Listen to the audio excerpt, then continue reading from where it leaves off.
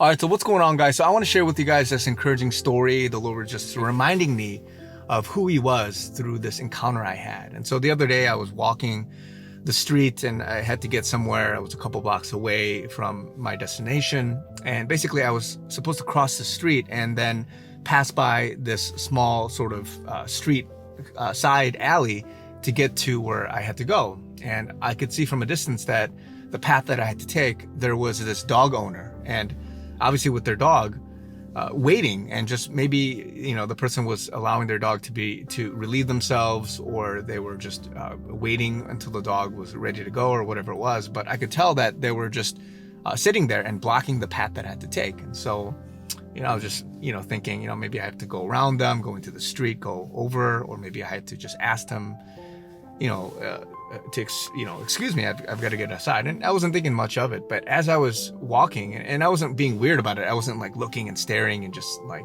making a commotion. But as I was walking, I could tell that this dog that this owner was waiting on was not relieving themselves, but they were just sniffing and just kind of smelling and getting a feeling for what this little spot was, this little tiny spot, which I would imagine was maybe territorial. Maybe another dog had relieved themselves or left their scent there, and maybe the dog was wondering, or there's something weird or funky about the smell that they were looking at. But they were very curious, they were very fixated, and they were obviously just within themselves in this situation that they were in. And as I was watching this dog owner, I was so encouraged by the patience and just the endurance they had in waiting for this dog. And now a lot of dog owners or dog trainers would, say something like, hey, this dog, you shouldn't be allowing to, just do whatever they want. You got to take ownership of the dog, and you got to let it know that you're the master. And I get that part, right? But as I was seeing this dog owner just sitting there, not yelling, not doing anything, just being very patient, it encouraged me, because afterward, as I passed by, the Lord was just showing me something. He was showing me that just like how this dog owner is so patient, so enduring, so loving, so kind in allowing this dog to do what, in essence, what it wanted to do, even though it wasn't the best thing at the time. You look at it, he was sniffing, he was wasting time in some sense.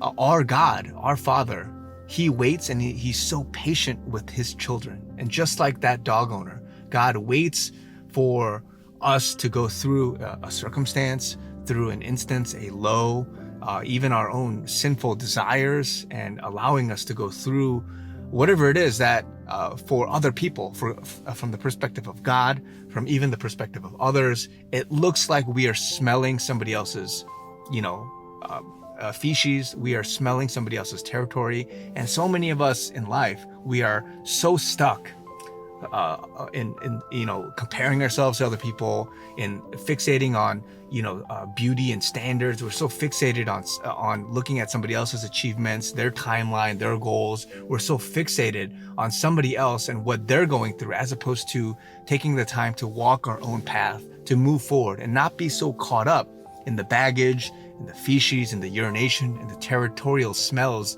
of other people. And the Lord, when He sees us, He's looking at us in patience and endurance, in love and in grace and in mercy, seeing us going through that, as opposed to a dog owner or even the Lord Himself pulling you, yanking you, and saying, hey, get over here, go over here, you got to do this, and forcing you out of your free will to do something else. And because God is so loving, He's so gracious, He sees this, even though we look at it and we are so fixated on our momentary desires, our momentary pleasures, our momentary issues, that we don't see the bigger picture.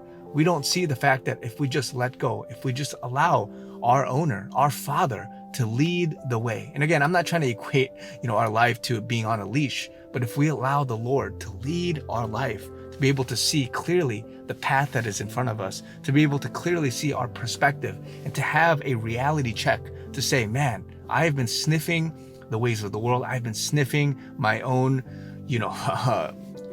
crap in some sense, and looking at other people and sizing ourselves up and getting so caught up in the baggage that is this world. that we forget that we've got to look forward. We forget that we have to submit ourselves. We forget that we have to allow the Lord to take and dictate our steps and move forward. And because God is such a loving, gracious, merciful God, he allows us to go through that, even though he can stop us right away and say, nope, you should go here, you should go there. And yes, the Lord gives us warnings. Yes, the Lord reminds us of the direction, the path that we have to take. But there are times in our life, because we're so caught up in the moment, we're so caught up in ourselves, we're so caught up in other people's problems, comparing, contrasting, and looking at the worldly standards, that we forget our perspective and where we are fixating, having our tunnel vision, having our laser focus set at. And I just wanted to remind people and give you guys this word of encouragement, because so many of us right now, we are like this dog. We are looking around, sniffing. We're just getting so caught up in these things that we forget that we have other people that are blocking, that we're blocking their path, even just like how I was blocked.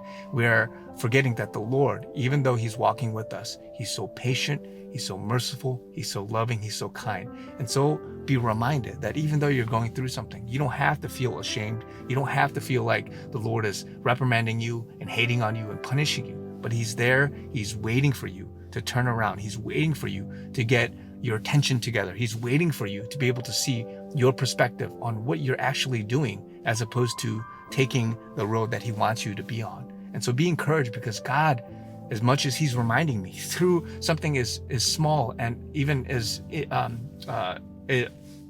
weird as a dog situation, that he takes that, he sees you more than a dog. He sees you more than just any person. He loves you so much that he's able to do all these things, to endure, to be able to wait on you, so that when you go through that and you're ready to look up and to look forward, that he can guide you through that process, through life, through those circumstances, through that baggage, through those distractions, through that valley and that low point in your life. So God bless you guys. Be encouraged. Talk to you guys very soon.